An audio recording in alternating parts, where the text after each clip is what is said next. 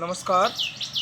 दास्तां कल आज और कल में मैं doctor Anuj Bhadauria, professor and head Shri Krishna विश्वविद्यालय छतरपुर, मध्य प्रदेश। मित्रों, वैश्विक महामारी के इस दौर में आज संपूर्ण विश्व इस महासंकट से जूझ रहा है। ऐसे में सिर्फ खुद की सावधानियां ही इस रोग की सुरक्षा है।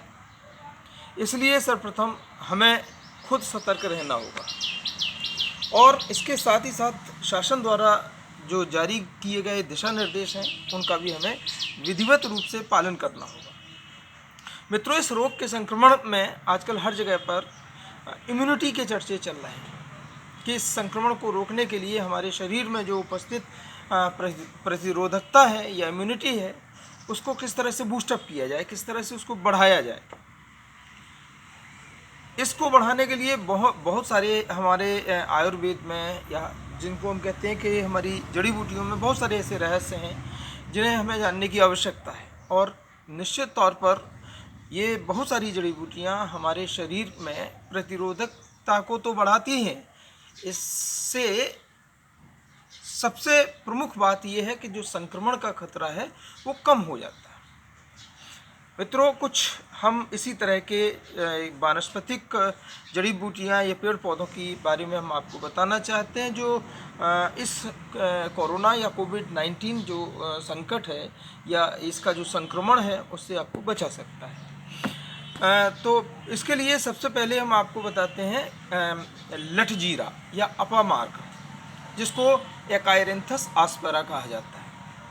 एक मुट्ठी लठजीरा की जो है पत्ती साफ करके सुबह खाली पेट पीना है, चबा चबा के उसको खाना है और खाने के बाद उसमें हल्का सा गुनगुना पानी पी लेना है। अगर बच्चे की उम्र 12 साल से कम है तो इस की मात्रा जो है पत्तियों की मात्रा आधी कर लेनी है।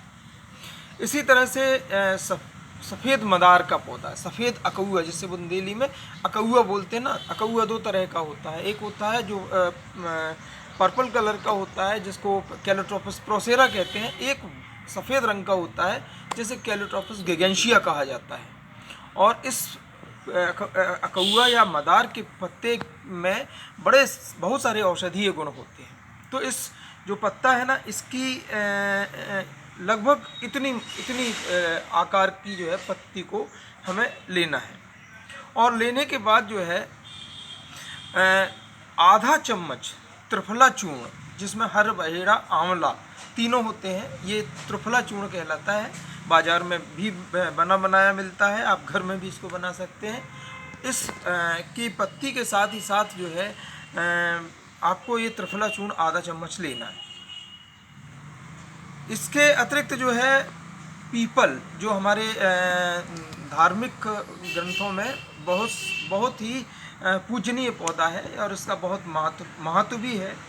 पीपल का जो हरा पीपल होता है, फाइकस रिलीजियोसा जिसको कहते हैं, इसकी 3-4 पत्तियों को लेना है।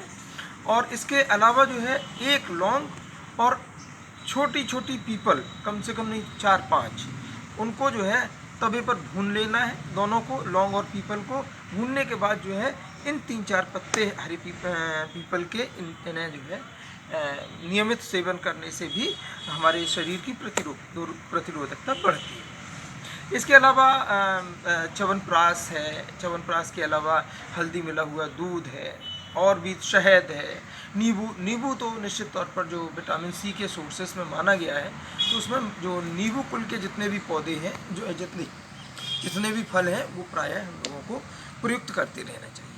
ईश्वर से यही कामना है कि आप सबकी प्रतिरोधकता भी बढ़े, आप स्वस्थ रहें और अच्छे से अपनी ज़िंदगी को खुशहाल जिएं। धन्यवाद।